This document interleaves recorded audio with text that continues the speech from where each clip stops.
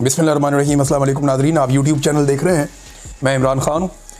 Nadreen, Pakistan और अफ़गानिस्तान के दरमियान मुज़ाकरात हुए कतर में और उन मुज़ाकरात के नतीजे में सीज़ फायर हो गया है। अब दोबारा मुज़ाकरात होंगे।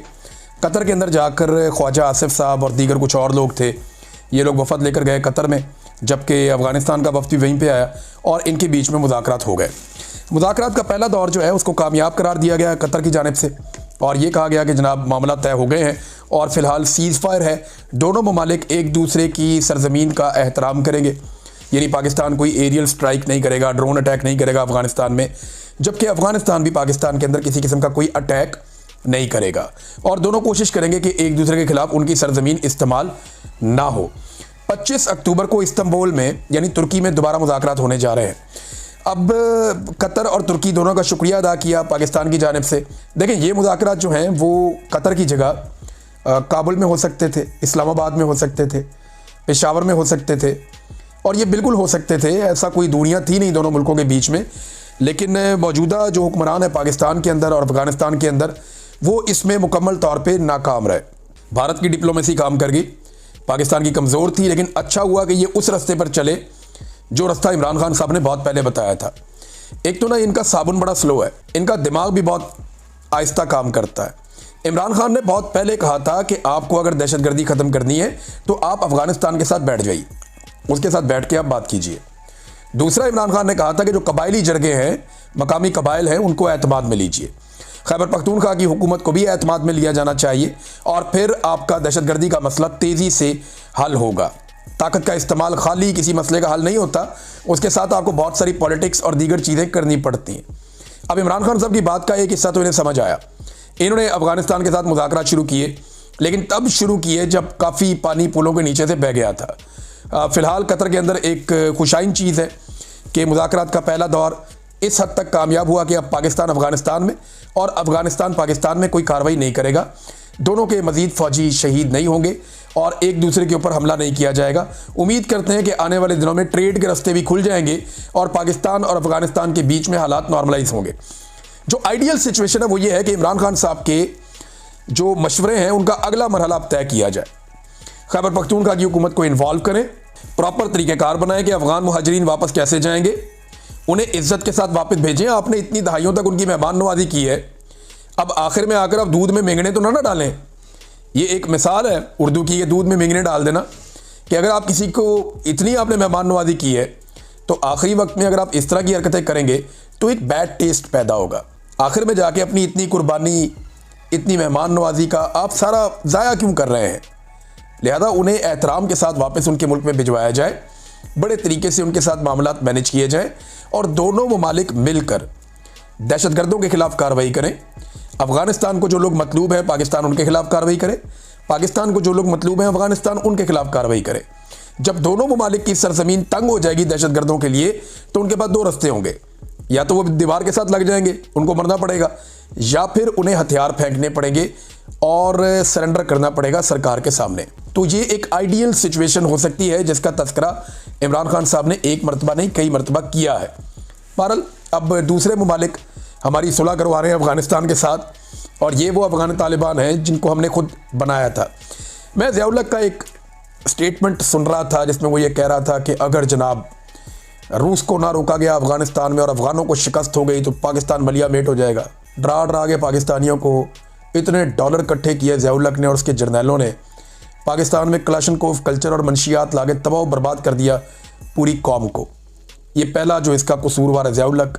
उसके बाद जनाब मुशर्रफ का टाइम आया तो वो अमेरिका की जंग का हिस्सा बन के उन्हीं तालिबानों के ख़िलाफ़ हो गया और एक नई जंग में उसने पाकिस्तानियों को झोंक दिया कि जनाब अगर अमेरिका की बात ना मानी और वो आ गया तो वो पाकिस्तान को पत्थर के दौर में धकेल देगा। अब ये एक मुशर्रफ साहब का भी खौफ था, ज़िया-उल हक़ भी बुज़दिल था, मुशर्रफ भी बुज़दिल था। तो इन दोनों ने हमें एक ऐसी जंग का हिस्सा बनाया जिसका पाकिस्तान को हिस्सा नहीं बनना चाहिए था। और अब अगर आप बात करें तो मौजूदा जो मिलिट्री क़यादत है वो भी इस खित्ते को और इस सारे रीजन को ऐसे ही देख रही है। हालांकि होना ये चाहिए कि हम अफ़गानिस्तान के साथ मामला तय करें और दहशतगर्दी के खात्मे के लिए मिलकर काम करें ताकि दोनों को कामयाबी मिल सके और हमारी जो मगरबी सरहद है वो हमेशा के लिए महफूज हो जाए। नादरीन, गज़ा के हवाले से पाकिस्तान ने एक मुआहदा तो किया है, मुआहदे के ऊपर दस्तखत भी किए हैं। डोनाल्ड ट्रंप के बकौल जो गज़ा का अमन मुआहदा है उस पर सारों ने दस्तखत किए। शहबाज शरीफ वगैरह मुकर गए थे कि जनाब हमने तो दस्तखत किए जिस पेपर पे, वो तो पेपर में कुछ और लिखा था, यहाँ पे तो कुछ और है। लेकिन जब वो पेपर सामने आए और जब डोनाल्ड ट्रंप ने कहा तो इन्होंने उसको डिनाई नहीं किया। डोनाल्ड ट्रंप ने कहा जी इन्होंने इसी मुआहदे के ऊपर दस्तखत किए हैं और ये पहले दिन से मेरे साथ हैं और ये कह रहे हैं जी शुरू से हम आपके साथ हैं, और उन्होंने मुझे पूरी सपोर्ट दी है। और स्पेशली उसने नाम लिया शहबाज शरीफ का और आसिम मुनीर का, वो इनसे बहुत खुश था दोनों से। तो डोनाल्ड ट्रंप ने तो ये वाजे कर दिया कि जनाब ये उसके अंदर हिस्सेदार है। अब उस मुआहदे के तहत तो अमन होना चाहिए था, जंगबंदी होनी चाहिए थी, लेकिन लगातार इसराइल फ़लस्तीनियों का वहाँ पे कत्लेआम कर रहा है।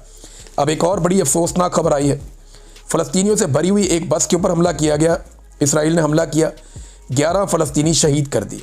इनका ताल्लुक़ एक ही ख़ानदान से था। रोज़ाना खबर आती है, कभी 10 शहीद कर दिए, कभी 20 शहीद कर दिए, कभी इससे ज़्यादा शहीद कर दिए। तो कत्लो गारतगिरी का सिलसिला रुक नहीं रहा। तो जो मुआहदे पे दस्तखत करने वाले मुल्क थे, क्या उनमें से किसी एक मुल्क ने भी अमेरिका से रब्ता किया और उस मुल्क ने कहा हो कि जनाब आपने जंगबंदी करवाई है? ये क्या हो रहा है? बदस्तूर वहाँ पे कत्लेआम हो रहा है, ये कैसी जंगबंदी है? इसके बावजूद कत्लेआम नहीं रुक रहा।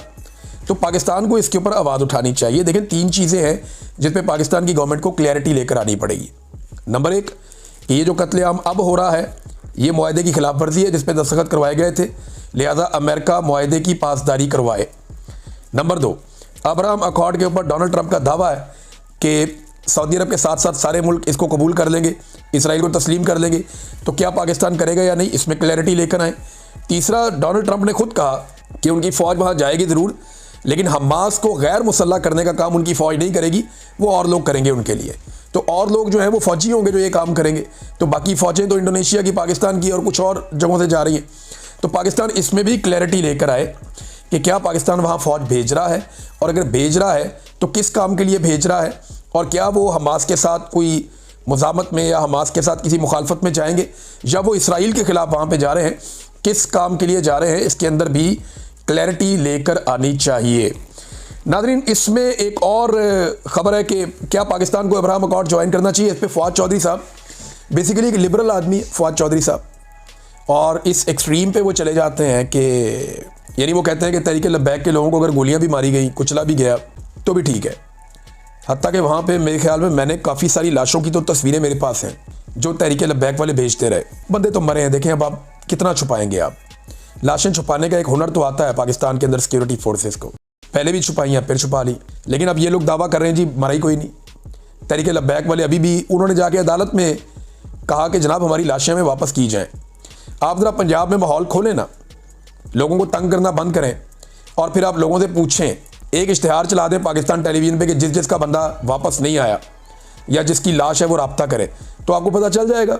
एक जुडिशल कमीशन बना दें। अगर तो देखें ना तहरीक लब्बैक वाले झूठ बोल रहे हैं या जो मकामी अफराद हैं वो झूठ बोल रहे हैं, तो एक कमीशन बना दें, पता चल जाएगा कितने लोग शहीद हुए और कितने नहीं हुए। तो फ़वाद चौधरी साहब चले जाते हैं, वो बड़ा उनका लिबरल किस्म की एक अप्रोच है। तो उन्होंने एक सर्वे करवाया कि पाकिस्तान को अब्राहम अकॉर्ड ज्वाइन करना चाहिए। इस पर 37,397 वोट पड़े, जिनमें 85.1% वोटर्स ने कहा कि पाकिस्तान को अब्राहम अकॉर्ड का हिस्सा नहीं बनना चाहिए, यानी पाकिस्तान को इसराइल को तस्लीम नहीं करना चाहिए इस तरीके से। और 9% लोगों ने कहा कि हाँ कर लेना चाहिए, बहुत थोड़े हैं 9%। जबकि 5.8% लोगों ने कहा कि हमें मालूम नहीं, हम इसके ऊपर राय नहीं देना चाहते। लेकिन 85.1% लोगों ने कहा कि अब्राहम अकॉर्ड को पाकिस्तान को तस्लीम नहीं करना चाहिए या उसका हिस्सा नहीं बनना चाहिए। ये जनाब फ़वाद चौधरी साहब ने करवाया था। तो लोगों की आवाज़ जो है, जो जमहूर की आवाज़ होती है, वही किसी जमहूरी मुल्क के अंदर हकीकी राय होती है। अब तक लेते ही, अपना ख्याल रखिएगा, अपने इस चैनल का भी। अल्लाह हाफ़िज़।